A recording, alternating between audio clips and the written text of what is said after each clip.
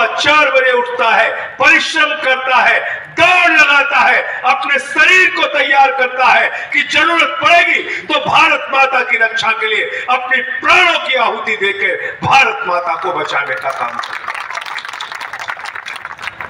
और आपने क्या किया प्रधानमंत्री जी? अग्निवीर योजना।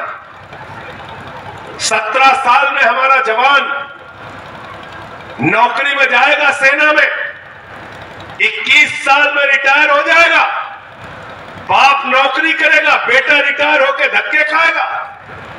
यह है आपकी अग्निवीर योजना।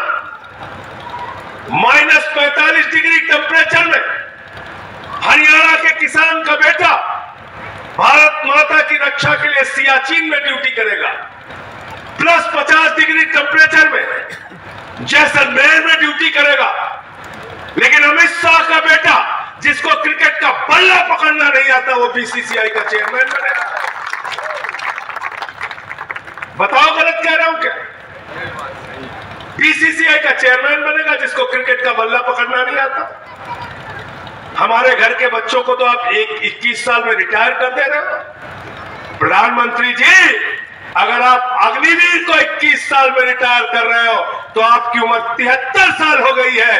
पूरे देश के नौजवान आपको इस बार रिटायर करेंगे। हमारे घर के बेटे 21 साल में रिटायर होंगे और आपको 73 साल में तीसरा मौका चाहिए। ये कैसे होगा भाई? तो बेरोजगारी बढ़ाई इस देश के अंदर।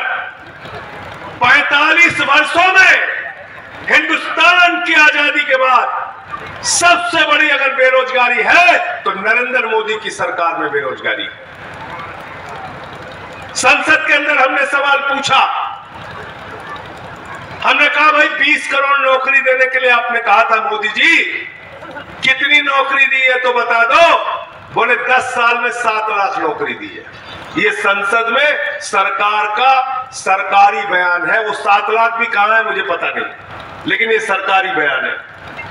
20 करोड़ की जगह 7 लाख नौकरी दी है, ये सरकार ने माना है। बात कर लेते हैं किसान की। किसान को कहने लगे आपके फसल का दाम 2 गुना कर दिया जाएगा, आपकी आमदनी 2 गुना कर दी जाएगी, आपको स्वामीनाथन आयोग के रिपोर्ट के हिसाब से एमएसपी दी जाएगी। वो तो छोड़ो, आपकी जमीनों पर पूंजीपतियों का कब्जा करने के लिए नरेंद्र मोदी 3 काला कानून लेके आ गए पार्लियामेंट में। मैं उस समय संसद में था, काला कानून आया, हम लोग खड़े हो गए। हमने कहा देश के अन्नदाताओं को धोखा नहीं देने देंगे मोदी जी। सरकार नहीं मानी। गुप्ता जी वहां पे थे हमारे साथ राज्यसभा में। मैं टेबल पे चढ़ गया, बात नहीं मान रहे थे, मैंने पकड़ के उनका माइक तोड़ दिया। मैंने कहा पास नहीं होने देंगे बिल। उठा के देख लेना संसद का वो वीडियो और कार्रवाई। मुझे मार्शल से पकड़ के बाहर कराया गया, मुझे सस्पेंड किया गया, लेकिन मुझे इस बात का फक्र है कि मैंने देश के अन्नदाताओं की लड़ाई संसद के अंदर लड़ी। मैं चुप नहीं बैठा। ये सुशील गुप्ता जी हमारे साथ थे। सेंट्रल हॉल में प्रधानमंत्री आए, भगवंत मान जी उस समय सांसद थे हमारे साथ, तो चीफ मिनिस्टर नहीं हुए थे। किसानों की कोई बात नहीं सुन रहे थे मोदी जी।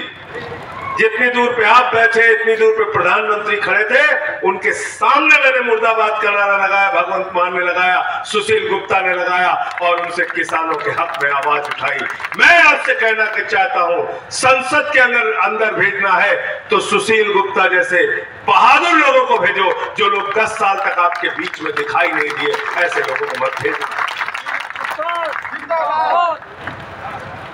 आपके प्रत्याशी 10 साल तो इधर दिखाई नहीं दिए बीजेपी वाले। ये तो अभी सांसद बने नहीं है। कुरुक्षेत्र में 18 मंजिले का मंदिर बनवा रहे हैं, उसके प्रधान हैं।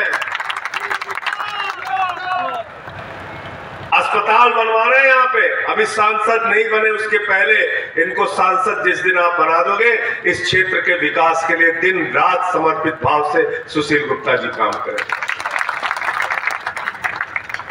तो किसानों को धोखा दिया, 3 काला कानून लेके आए, किसान दिल्ली पहुंचे, उनके सामने दुश्मन देश के नागरिक की तरह कीले गाड़ दिया आपने मोदी जी। आंसू गैस के गोले छोड़े, लाठियों से पिटवाया, किसी को खालिस्तानी कहा, किसी को पाकिस्तानी कहा। बोले दिल्ली कैसे आ गए, दिल्ली कैसे आ गए। हरियाणा के लोगों, कुरुक्षेत्र के लोगों, मैं आपसे कहने के लिए आया हूं, जिन्होंने आपको दिल्ली नहीं जाने दिया